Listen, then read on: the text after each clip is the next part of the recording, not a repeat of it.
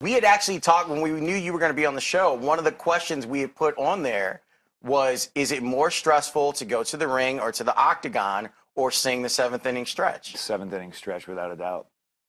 A guy who made his career, cut his teeth on the microphone with the personality. I mean, you weren't singing a lot in the ring, I imagine, but no, I mean, at the end, I was pretty much so bored that I would sing. I would sing a lot. Yeah. How great is this for you? You're someone that there are a lot of fans that and celebrity fans that they come around when October hits. They were there in 03 and they were there in 07 and 08. This is you. Like, this is not a bit. This is not a work. This is who you are as far as being a Cub fan. So how satisfying is it to see the Cubs where they're at? Yeah, I'm not sure there's a whole lot of people who would claim to be Cubs fans for so many years, but yeah, I think I'm definitely one of them. It's just the way I grew up. My dad always had the Cubs on TV. I was born on the South Side. I grew up in Lockport, so everyone's always like, "Why do you like the Cubs?" And that's just what was on. So for me, this is amazing. I'm like a kid in a candy store. And on top of just being a lifelong Cubs fan, I'm a baseball fan. And it's really enjoyable to watch this team play ball. They play baseball for the first time, and I can only compare it to situations I've seen in the past where Madden will pull a pitcher and I'll be like, oh, they would have kept that guy in for like 2 more innings. You know what I mean? They didn't want to hurt his feelings, so they just would have left him in. But, like Madden just has such a feel for the game and this team, and it's amazing to watch. It's so fun. Does it feel different? Because a lot of times when we talk about the Cubs overall, we're talking about sadness and nostalgia and despair. I know, having lived my whole life in Chicago, to me, it feels like this team feels different, and people's reaction to this team feels very different than in the past. Is that a fair assessment? Sure. It feels different to me. And I think, and not to discredit anybody who's ever played on the Cubs, management team, anybody who ever, got hit by a pitch or threw a ball or anything, but this team feels different to me. Prior to this, I think any good fortune that came the Cubs' way almost felt like dumb luck. And it went both ways, and people blame curses and these silly little things for, ruining Cubs winning seasons or a good showing. But I just think this time it's just like, it's stellar baseball playing. I mean, we got so many good position players, and they're all like, I don't even know if they're going to legally drink, So it bodes well for the future of the team. That scares a Cardinals fan. I mean, if you just objective. You guys are all hands on deck today. It is. I mean, John Lackey, on 3 short days rest. Yeah. I mean, that's what we're down to right now. We got 2 guys, I think, that can hit, whereas you guys got 7 up and down the order that can do damage. So it is a little frightening. The Cardinals, though, do have that experience. I'll bank on that, but obviously there's so much talent in Chicago. It's got to be fun to see a team knowing that this isn't a little window that's open for like a year or 2.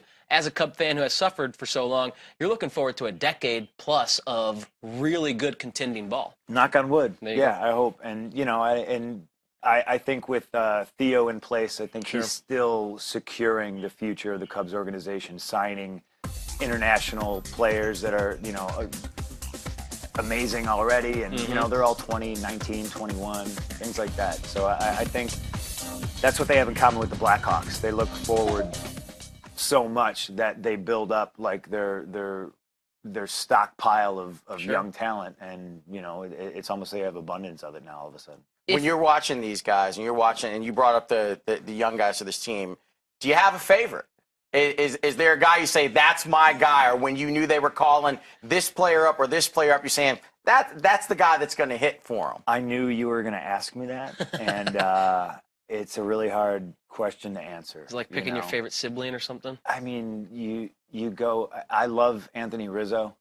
I do a lot of charity stuff with the Cubs every year, and Rizzo is always just like a big teddy bear, sweetheart, nice guy. I'm partial to catchers, though, because when I played ball when I was a kid, I was a catcher. So I'm a big fan of Ross. I like Miggy.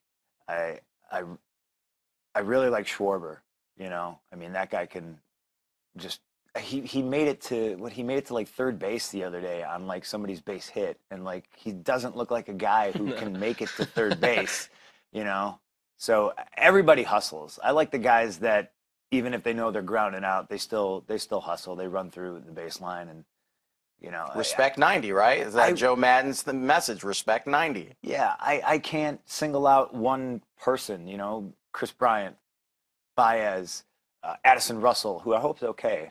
Do we got any? There's going to be another test on him this morning. We should find something out. How about how feelings have turned around with Starlin Castro? Yeah, I mean, and that's I think that's such a great story. Maybe he got a little lazy. Maybe he, I'm not sure. It's hard to say. But yeah, he's really picked up his game. Lost his job and then got another one, and he's been playing his ass off. Yeah, it seems like every time there's a Cardinal pitcher on the mound, he turns into Cal Ripken or some iteration of that in the middle of the infield. He just absolutely murders us.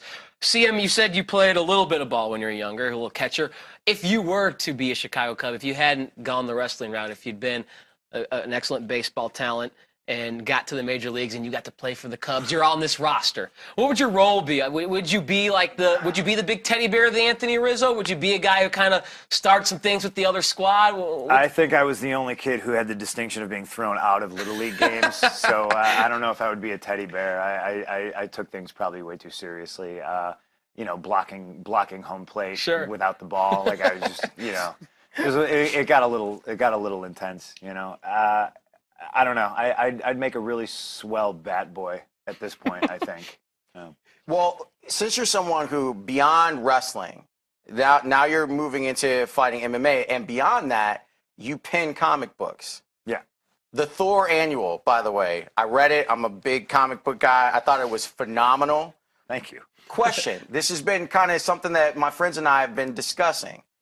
Kyle Schwarber, does he kind of look like Ben Grimm?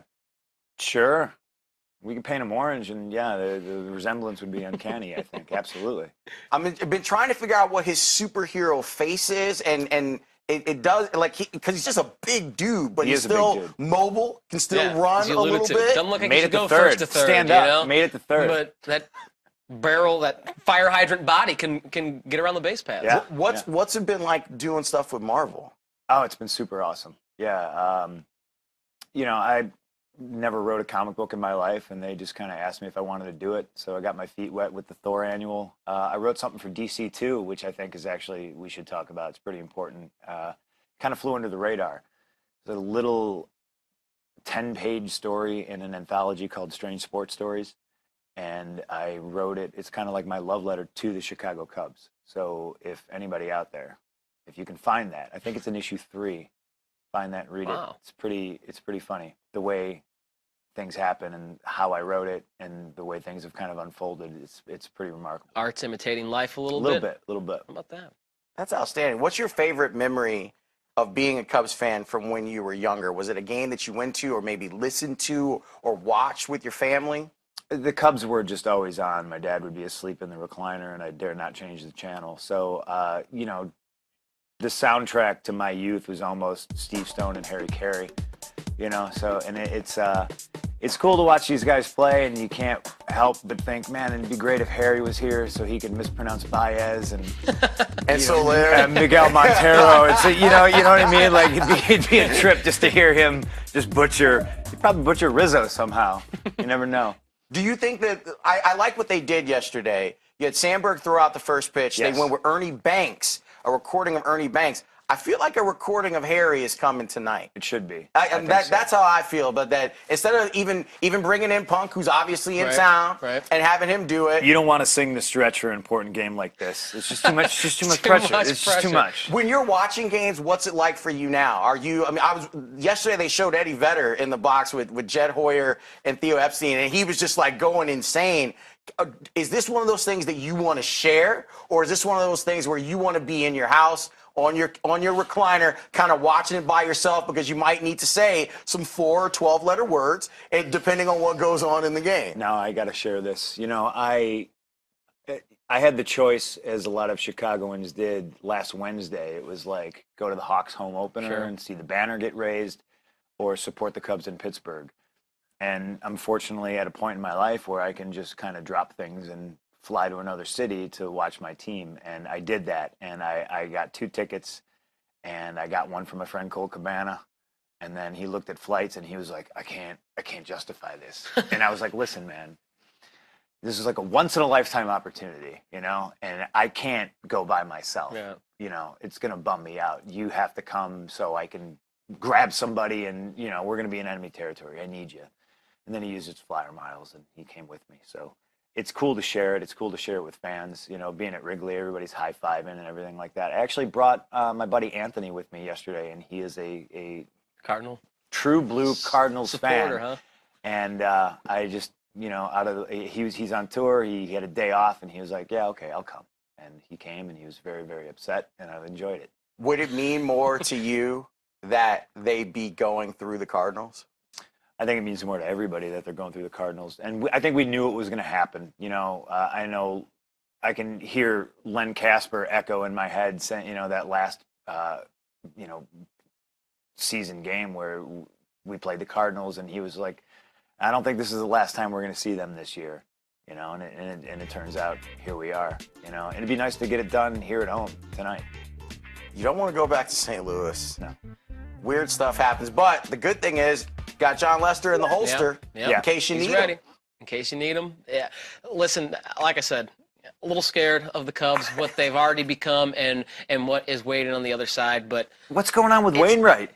well, I mean, that's a hell of a story, you know, ruptured to get Achilles. back, I think, in the first place is commendable. Yeah.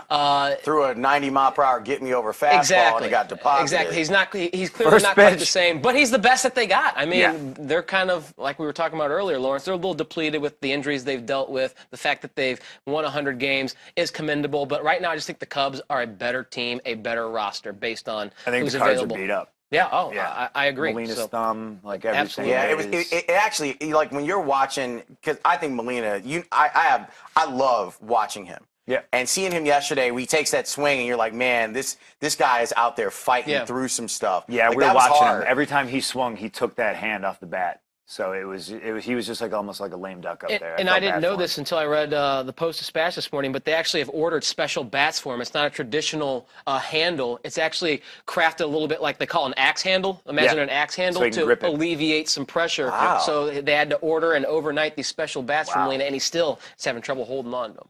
What made you decide that you wanted to leave the wrestling ring and go to the octagon? It's just something I always wanted to do. And, you know, you're not really afforded too many hobbies when you're on the road, like I was. And the schedule is so brutal. And I did it for almost 10 years with WWE, and I did it for almost 10 years to get there. So, you know, I had a career. And I'm somebody who is very goal-oriented, and I kind of get bored and stagnant pretty easy. So it was time for me to move on, and I moved on. And, you know, I'm inspired every day by the people who tell me what I can't do. I'm that guy. You know, tell me I can't do something, and I'll go do it. What new challenges are presented when training for mixed martial arts versus training for professional wrestling? It's just the skill, retaining knowledge and learning new things every day, I think. I'm no stranger to hard work, and I'm not afraid of it. So I can be in there every day working my butt off and just drilling. But it's just, you know, my learning curve's pretty huge.